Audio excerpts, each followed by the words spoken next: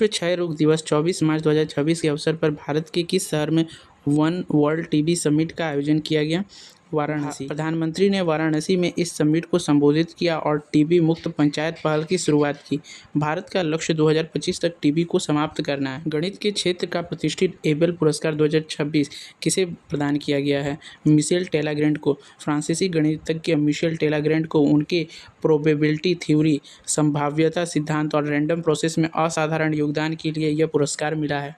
इसरो ने हाल ही में पुष्पक नामक किस वाहन का सफल लैंडिंग परीक्षण किया है? Reusable launch vehicle. कर्नाटक के चित्रदुर्ग में पुष्पक विमान को वायुसेना के हेलीकॉप्टर से छोड़कर रनवे पर सफलतापूर्वक ऑटोनोमस लैंड कराया गया।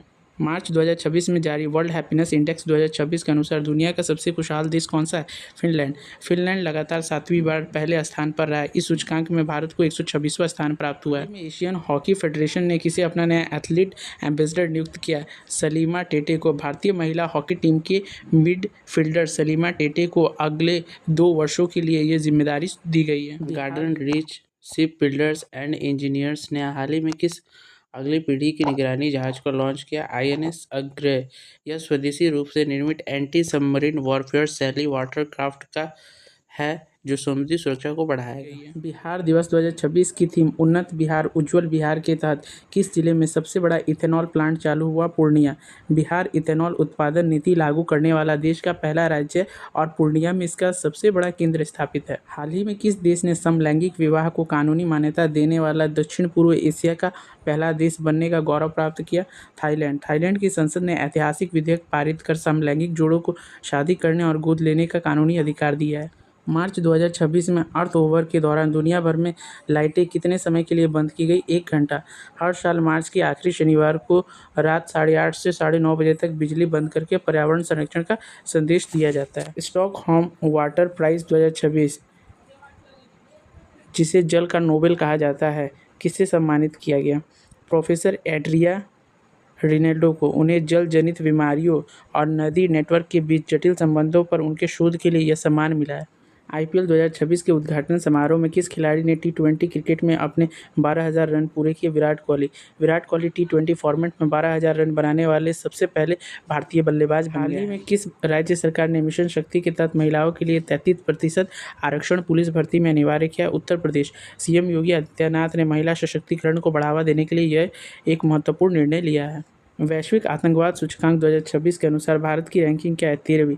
भारत में आतंकवाद की घटनाओं में कमी आई है, जबकि अफगानिस्तान अभी भी सबसे ज़्यादा प्रभावित देश है। विश्व मौसम विज्ञान दिवस 23 मार्च की आधिकारिक थीम क्या है? जलवायु कार्रवाई के अग्रदूत। यह दिवस 1950 में WMO की स्थापना की याद में मनाया जाता है। चर्चा में रहा अग्नि 4 मिसाइल किस प्रकार की मिसाइल है? सतह से सतह पर मार करने वाली।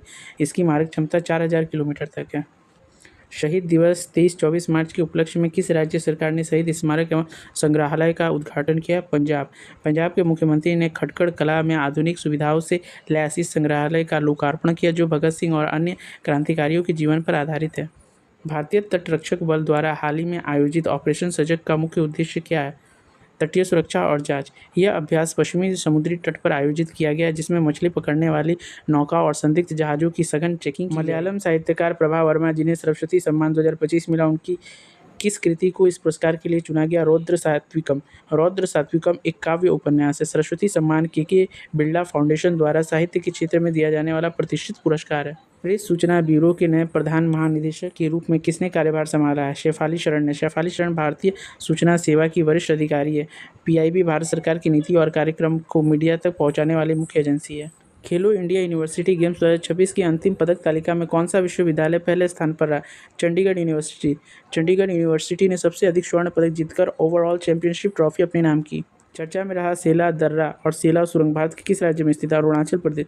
यह सुरंग 13,000 फीट से अधिक ऊंचाई पर स्थित है और तवांग सेक्टर को हर मौसम में कनेक्टिविटी प्रदान करती है। 24 मार्च 2026 को विश्व टीबी दिवस के अवसर पर नेशनल टीबी कॉन्क्लेव का आयोजन कहाँ किया गया? वाराणसी। वाराणसी को टीबी मुक्त भारत अभियान के केंद्र के रूप में विकसित किया जा रहा है। यहाँ स्टॉप टीबी पार्टनरशिप की बैठक भी हुई। उत्तर प्रदेश के किस ऐतिहासिक शहर में भगवान बुद्ध की 108 फीट ऊंची मूर्ति प्रतिमा स्थापित करने का निर्णय लिया गया है। कुशीनगर भगवान बुद्ध का महापरिनिर्वाण स्थल है। इस प्रतिमा के साथ यहाँ एक विशाल इंटरनेशनल मेडिटेशन सेंटर भी बनेगा। हाल ही में किस अफ्रीकी देश ने अपनी मुद्रा का नाम बदलकर न्यू ओल्ड करने और उसे सोने से लिंक करने की घोषणा की? जिम्बाब्वे।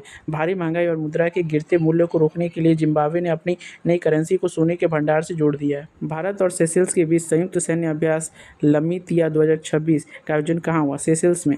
लमितिये का अर्थ क्रियोल भाषा में मित्रता होता है। यह अभ्यास दोनों देशों के बीच रक्षा सहयोग को बढ़ाने के लिए किया जाता है। अंतर्राष्ट्रीय कविता दिवस 21 मार्च पर किस भारतीय दिग्गज को अंतर्राष्ट्रीय कविता पुरस्कार से सम्मानित किया? गुलजार को। प्रसिद्ध गीतकार और कवि गुलजार को उनके उर्दू साहित्य और कविता में योगदान के लिए वैश्विक स्तर पर सम्मानित किया गया। माइक्रोसॉफ्ट ने भारत में एआई कौशल सिखाने के लिए कौन सी पहल शुरू की? Advantage India. इस पहल का लक्ष्य भारत में टियर 2 और टियर 3 शहर में 2 मिलियन लोगों को एआई तकनीक में प्रशिक्षित करना है।